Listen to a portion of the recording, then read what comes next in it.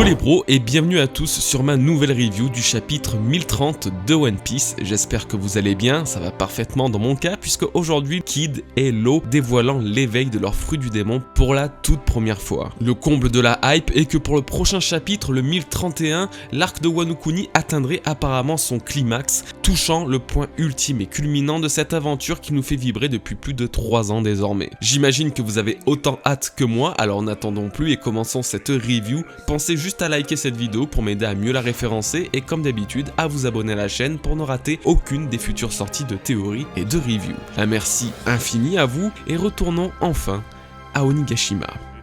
Sans grande surprise, ce sont Apu et Drake qui ouvrent ce chapitre cette fois-ci. J'ai eu l'occasion de vous en parler dans mes dernières reviews, mais maintenant qu'une grande partie des combats secondaires ont pris fin, il était prévisible que les deux supernovas soient au cœur de l'histoire. Pour autant, ce ne sont pas deux adversaires qui se font face, mais deux éventuels alliés. Apu a cerné la vraie nature de Drake, qui est, je vous rappelle, un espion de la marine, membre du SWORD. Il ne se soucie guère de ce détail car il propose malgré tout une alliance à celui surnommé le Pavillon Rouge. Le but, survivre à l'enfer de cette guerre, survivre et pouvoir tout récupérer pour eux-mêmes, quelle que soit la conclusion de cette bataille. Ce tout serait alors des trésors, des armes ou peut-être le Rod Poneglyph que détiendrait Kaido, l'une des cartes menant au terminus de Grand Line. Très loin de leur première rencontre sur l'archipel Sabaody, mêlant tous les supernovas à tenter de s'entretuer aux portes du Nouveau Monde, c'est un esprit de coopération pour la plupart qui prend le dessus dans l'unique but de survivre aux monstres qu'ils affrontent. Aujourd'hui, 2 ans après leur entrée sur la dernière partie de Grand Line, tous les supernovas finissent par croiser leur chemin, par tomber sur un ennemi commun et se retrouvent face au dilemme de l'alliance ou de l'opposition. Alors que va choisir Drake, s'allier avec Apu au risque de se mettre à dos sa récente collaboration avec les Mugiwara ou rester avec ces derniers et continuer à combattre les monstres d'Onigashima. Il ne faut pas oublier que Apu semble être celui capable de contrôler et de diriger les Numbers. En tout cas, c'était lui qui était à leur tête lors de leur première introduction sur Wano Kuni. Avoir ces géants bestiaux à ses côtés serait un avantage non négligeable et le hasard fait bien les choses puisque ce sont justement 3 Numbers qui nous ont été révélés dans ce chapitre. Bien que leur prestation fût relativement décevante à travers la bataille d'Onigashima, il se peut que ces 3-là soient particuliers, peut-être les plus puissants des Numbers de l'armée de Kaido, et les avoir en alliés serait alors un avantage considérable pour Drake. Il n'a toujours pas donné sa réponse à Apu et un suspense s'installe alors qui sera sûrement levé dans les tout prochains chapitres. Ces derniers mois, les chapitres ont été des plus marquants, des plus choquants, allant de nouveaux pouvoirs, révélations incroyables en passant par des défaites tragiques, notre lot de frissons et de frustrations avait atteint un sommet inégalé. Ce fut notamment le cas lors de la défaite de Kinemon face à Kaido, marquant un énième suspense sur la mort qui aurait frappé subitement le premier et fidèle vassal de Kozuki Oden. Ce chapitre viendra enfin nous rassurer après plusieurs mois d'attente, Kinemon est encore bel et bien vivant, pas même Kaido ne serait capable de l'envoyer en enfer. Comme un sentiment de déjà-vu, cette nouvelle apparition de Kinemon se fait en 2 parties, littéralement, puisque ce n'est nul autre que Usopp et Nami qui retrouvent la moitié inférieure du corps du samouraï cherchant de l'aide. Exactement comme au chapitre 656 sur Punk Hazard, où cette même partie de Kinemon fit apparition pour la toute première fois, introduisant ce personnage toujours présent et important pas loin de 10 ans plus tard. Alors comment justifier une telle scène après ce qui aurait pu signer sa mort il y a une quinzaine de chapitres? Eh bien pour ça, il faut se rendre au lieu du massacre. Kaido aurait transpercé le corps de Kinemon si fort que la coupure que lui avait infligée Trafalgar Law se serait réouverte, ayant peut-être été mal jointe à l'origine. Une justification qui, je vous l'avoue, ne m'a pas vraiment convaincu et sur laquelle je ne vais pas m'attarder. Les miracles font partie intégrante de One Piece à n'en pas douter. Malgré tout, une autre façon de garder Kinemon en vie aurait été clairement préférable à mes yeux. Il est évident que dans tous les cas, Kinemon n'était pas mort et ce malgré le suspense laissé par le chapitre 1015. Comme je le mentionnais à l'instant, presque 10 ans sur les 24 années d'existence de One Piece sont bénis par la force, l'humour et l'histoire tragique de ce valeureux samouraï de Wano Kuni. S'il doit mourir, ce sera dans une scène absolument mémorable, ne laissant pas le moindre doute sur la nature funeste de son destin. Son acte final n'est alors pas encore arrivé, contrairement à celui qui était à la fois son plus grand ami et son pire ennemi, Kurozomi Kanjuro. Après avoir été tranché par la lame vengeresse de Kinemon, peu avant que celui-ci subisse la défaite que nous avons vue à l'instant, Kanjuro utilise son dernier souffle pour répondre aux ordres dictés d'Orochi à travers un Denden Mushi. Le clan des Kurozomi n'est toujours pas éteint. Animés par la haine et avides de vengeance, ces héritiers vouent leur vie à détruire celle de leurs ennemis. Dans le dernier acte de sa vie spectaculaire, Kanjuro peint un monstre de colère répondant au nom de Kazenbo, un démon flamboyant avant de s'écrouler au sol, peut-être bien pour la dernière fois. Enfin, est-ce réellement la dernière fois, étant donné que le pouvoir de son fruit du démon continue de faire effet avec la création de cette entité enflammée? Kanjuro serait-il mort, mais son dessein, lui, reste en vie jusqu'à avoir accompli son devoir? Ce monstre à la vocation destructrice n'est que la parfaite représentation de ce qu'était Kanjuro lorsque Orochi l'a récupéré à ses côtés. Une tâche dont seule la haine et la vengeance seront parvenues à donner une forme. L'ultime objectif d'Orochi sera alors le même que Yamato, trouver les explosifs et l'armement d'Onigashima, sauf que lui, il souhaiterait les faire exploser alors que c'est ce que Yamato souhaite éviter à tout prix. Nous pouvons d'ores et déjà imaginer une rencontre entre les deux. La gardienne de Wano Kuni, l'incarnation de l'esprit d'Oden, ferait alors bientôt face à celui qui aura tout manigancé depuis le début dans le seul objectif de nuire au grand seigneur des Kozuki. Ma théorie restera cependant toujours la même: si Orochi doit mourir, ça sera de la main d'Iori, cette même Iori qui aurait soigné les fourreaux rouges présentes sur Onigashima. Yamato, par la même occasion, ferait alors la rencontre de la fille d'Oden après avoir rencontré son fils. Alors qu'elle court en direction du sous-sol, une explosion détruit le mur interne du château d'Onigashima. Cette explosion est en réalité une vague d'énergie déployée par nul autre que Big Mom et son légendaire Ikkoku. Cette attaque aura semble-t-il touché de plein fouet Eustaskid, dont les pièces métalliques volent en éclats. La plus puissante femme du monde face à deux des plus sérieux prétendants au titre de roi des pirates de la nouvelle génération. C'est désormais sur ce combat que nous allons nous focaliser pour clore ce chapitre. Le duo de Supernova comprend bien que pour affronter une telle puissance, et surtout pour espérer l'égaliser, voire même la surpasser, aucune des techniques basiques qu'ils ont l'habitude d'utiliser ne suffira. Pour cela, ils devront jouer avec la mort en utilisant des capacités encore bien trop risquées, des capacités directement liées à l'éveil de leur fruit du démon. C'est la première fois que des utilisateurs de fruit du démon, du côté des protagonistes, dévoilent l'éveil de leur pouvoir. À vrai dire, c'est même la première fois qu'autant d'utilisateurs au pouvoir éveillé sont dévoilés en si peu de temps. Jusqu'à présent, seuls Katakuri et Doflamingo l'étaient officiellement, et cela remonte à plusieurs centaines de chapitres maintenant. Alors que réservent les pouvoirs du OP Nomi de Trafalgar Law et du Jiki Nomi de Staskid?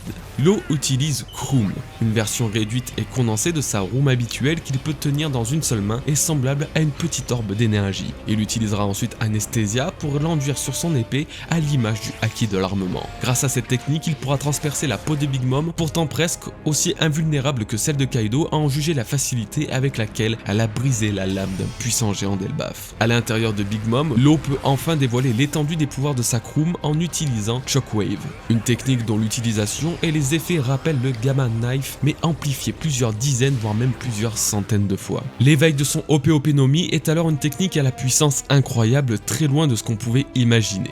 Cependant, les conséquences sont les mêmes, voire même bien pires que dans l'utilisation normale de son fruit. Cette attaque consomme directement l'énergie vitale de Law. Trop l'utiliser reviendrait à y laisser la vie tant la puissance déployée est démesurée. Ce problème est déjà connu depuis Dressrosa puisque sa room et son intensité utilisaient en partie l'essence vitale de son utilisateur. Ça a toujours été d'après moi l'un des fléaux des utilisateurs des fruits du démon, et Eustaskid me conforte dans cette idée en utilisant à son tour l'éveil de son pouvoir. Le Jiki Nomi, fruit de l'aimant, dévoile l'intégralité de sa puissance. D'une utilisation infiniment plus simple que l'éveil du OP Nomi, Kid n'a qu'à toucher Big Mom pour lui assigner les pouvoirs magnétiques de son fruit. Devenu un véritable aimant géant et vivant, Big Mom se voit alors attirer tous les objets métalliques dans un large périmètre autour d'elle. Absolument rien ne peut résister à cette force d'attraction. L'impératrice se voit alors subir des dégâts de part et d'autre sans même pouvoir bouger ni même contrôler l'afflux d'objets se dirigeant vers elle. Un éveil de fruit du démon une fois de plus incroyable,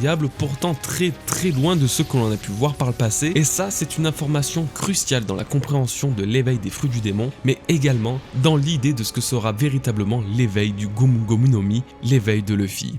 Jusqu'à présent, les seuls éveils que nous avons pu voir de Doflamingo et Katakuri avaient un effet direct sur l'environnement. L'un pouvait transformer tout ce qui l'entourait de fil, l'autre faisait de même, mais avec la substance du mochi. Étant tous les deux de la catégorie des paramécias, nous pouvions penser que tous les paramécias possédaient alors un éveil similaire, chose qui n'est vraisemblablement pas le cas avec l'exemple de Law et de Kid démontré dans ce chapitre. Mais ça c'est parfaitement normal et très largement prévisible puisque Law, Kid, Doflamingo et Katakuri, bien qu'ils aient tous un paramécia, ont un fruit du démon d'une catégorie bien distincte. Les paramécias peuvent se diviser en 3 parties. Les paramécias dits corporels comme le Gomu Gomu no Mi, le Bari Bari no Mi ou même le Supa Supa no Mi sont des exemples parfaits de paramécias affectant seulement et uniquement le corps de son utilisateur sans aucun impact sur quiconque. Les paramécias dits environnementaux comme le Gura Gura no Mi ou bien justement le Jiki Jiki no Mi et le Ope Ope no Mi ont quant à eux un impact direct sur tout ce qui les entoure. Ils sont l'inverse parfait des catégories corporelles.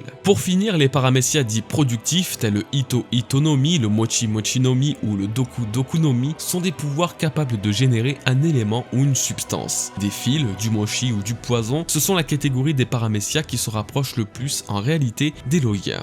Doflamingo et Katakuri ont donc des pouvoirs dans une catégorie similaire des paramécias, que leur réveil se ressemble est presque alors une évidence. C'est également le cas avec Kid et Law. Tous deux ont un paramécia environnementaux et leur réveil n'a rien à voir avec ceux de Doflamingo et Katakuri. Au contraire, l'effet de leur pouvoir est ciblé précisément sur leur adversaire. Jusqu'à présent, chacun des pouvoirs est respecté dans sa propre catégorie. Après avoir vu 2 éveils de paramécias productifs et environnementaux, que pourrait représenter l'éveil des paramécias corporels? C'est évidemment celui du Monster Trio des Supernovas qui va nous intéresser, celui de Luffy qui est tout comme ses 2 rivaux, un paramécia, oui, mais pas comme les autres. C'est une question qui nous hante depuis que Doflamingo en a parlé pour la première fois. Dans ce chapitre 785, quand et comment Luffy va-t-il éveiller les pouvoirs de son Gomu Gomu no Mi? Aujourd'hui, et grâce à la révélation des éveils de Law et Kid, nous pouvons être sûrs d'une chose, il se fera seulement et uniquement dans le corps de Luffy. Pas d'environnement transformé en caoutchouc, pas d'ennemis transformés en caoutchouc, mais un nouveau pouvoir propre à Luffy. Pour cela, nous devrons remonter encore une fois à l'époque de son combat contre Doflamingo, puisque c'est au moment même où ce dernier mentionna l'éveil des fruits du démon pour la première fois que Luffy utilisa son Gomu Gomu no Mi d'une façon bien étrange.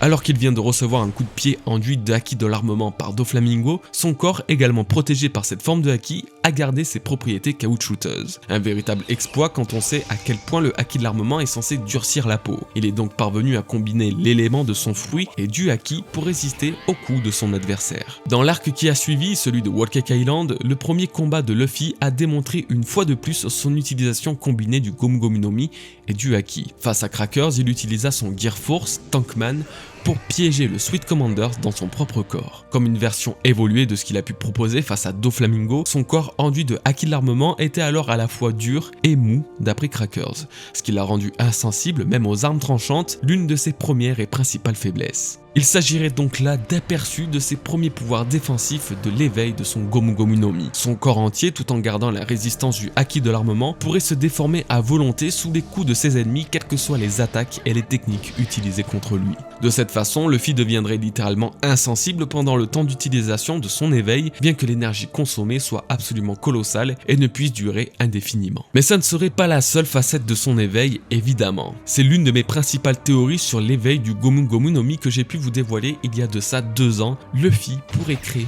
plusieurs membres. Toujours en analysant ses combats post-Doflamingo, les techniques de Luffy sont devenues très particulières avec notamment l'apparition du Gomu Gomu no Kong Organ. Le visuel de cette attaque montrant 6 bras de Luffy ne serait pas qu'un effet de vitesse et grâce à l'élasticité quasiment infinie de son corps pendant l'éveil de son fruit, serait capable de dupliquer ses bras et ses jambes. Toutes ces attaques seraient alors doublées, triplées voire même quadruplées, ainsi que sa puissance. Sa vitesse serait alors plus importante, tout comme sa résistance. Un véritable aspect de démon collant parfaitement avec l'image du Mihoho que lui prête Yogoro le Fleuri. Ces divinités que je ne cesse de relier à Luffy dans mes théories sur sa future puissance sont connues pour avoir la peau noire, comme l'aurait Luffy en haki de l'armement, ainsi que plusieurs bras et plusieurs jambes, comme l'aurait Luffy en éveillant son fruit. Mais ce qui est encore plus ironique, c'est que ces êtres ont atteint ce qu'on appelle l'éveil dans le bouddhisme pour combattre leur ennemi, les démons. L'éveil du Gomu Gomu no Mi serait alors parfaitement surpuissant tout en gardant la logique imposée par l'utilisation de Luffy et de son fruit du démon depuis plusieurs années. Dans sa forme éveillée, qu'il ne pourra garder que très peu de temps, Luffy deviendra plus caoutchouteux que jamais tout en étant recouvert de haki de l'armement, combinant ce dernier avec les propriétés naturelles de son fruit. Devenant insensible aux attaques, il pourrait cependant attaquer à son tour mais en multipliant ses membres, bras et jambes grâce au caoutchouc et à son utilisation quasiment illimitée. Tout ça en ayant l'aspect la forme d'une divinité bouddhiste combattant les plus puissants démons et reliée à plusieurs dizaines de façons au thème actuel de Wano Kuni et d'Onigashima. J'espère que cette vidéo vous aura plu les bros, le chapitre 1031 est alors plus attendu que jamais de mon côté, ne ratez pas la review qui sortira dimanche prochain à la même heure. Je vous invite à me rejoindre sur Twitter, Discord et même Instagram, tous les liens sont dans la description. Portez-vous bien les bros, passez un excellent week-end et à très bientôt. Peace.